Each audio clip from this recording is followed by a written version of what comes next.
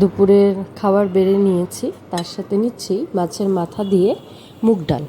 তো তোমরা দেখতেই পাচ্ছ আমি বেড়ে নিচ্ছি, তো দেখতে বেশ লোভনীয় লাগছে না?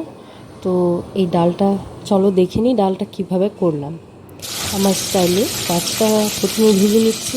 তো মাথাটা কাতল মাছের অনেকটাই বড় ছিল, তো সেখান থেকেই কিছুটা নিয়ে আমি এখানে ভেজে নিয়েছি। তারপর নিয়ে নিলাম সোনা মুগ ডাল, তো সেটাকে দেখে নিলাম কোনো নোংরা নেই।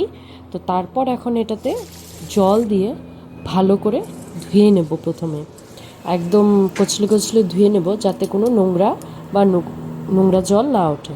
তারপর এই ধোয়া ডালটা দিয়ে দেবো প্রেশার কুকারে সিটি পড়ার জন্য। তো এটাকে সেদ্ধ করে নেব, বাট একদম গলিয়ে নেব না, একটু দানা থাকবে, তো ওই হিসাবে সেদ্ধ করতে হবে। তাতে দিয়ে দিলাম 2টো কাঁচা লঙ্কা। তোমরা ঝালটা অবশ্যই নিজেদের মতো করে দেবে।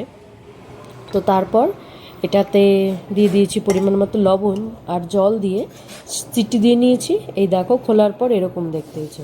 তারপর এতে দিয়ে দিয়েছিলাম গরম জল দিয়ে একটু পাতলা করে নিয়েছি। আর এখন দিয়ে দেব পরিমাণ মতো হলুদ।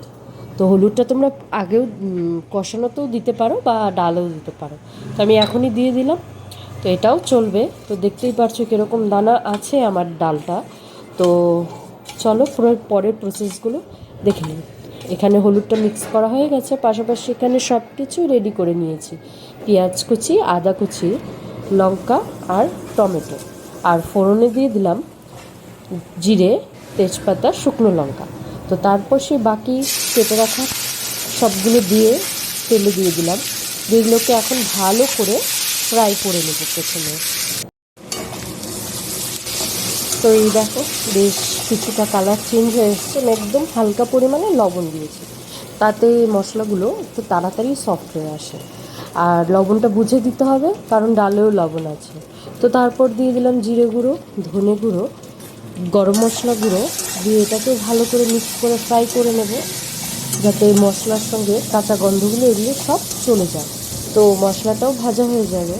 তোমরা ডালে হলুদ না দিলে এই পর্যায়ে হলুদটা দিতে পারো কষানোতে। তো এটাকে আস্তে আস্তে মিশিয়ে তেল ছাড়া অবধি কষিয়ে নেব। তো এর কষানো হয়ে গেছে। তো এখন দিয়ে দিলাম সেই সেদ্ধ করে রাখা ডালটা। তো এটাকে এখন মশলার সঙ্গে ভালো করে মিশিয়ে নিচ্ছি, যাতে মশলা আর ডালে ভালো করে মিশে যায়। এই ডালটা দুর্দান্ত লাগে খেতে। তোমরা এই রান্নাটা দেখতে থাকো কীভাবে করি আমি, অবশ্যই ট্রাই করো খেতে।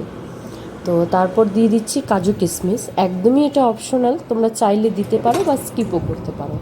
ডালটা এখানে আমার ফুটে গেছে, দিয়ে দিচ্ছি সেই ভেজে রাখা মাছের মাথাগুলো।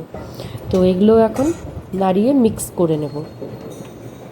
মাথাগুলো ডালের ভেতরে ঢুকিয়ে ভালো করে ঘাটিয়ে মিক্স করে নেব। খেয়াল রাখতে হবে ডালগুলো যাতে গলে না যায়, ওইভাবে রান্নাটা করতে হবে।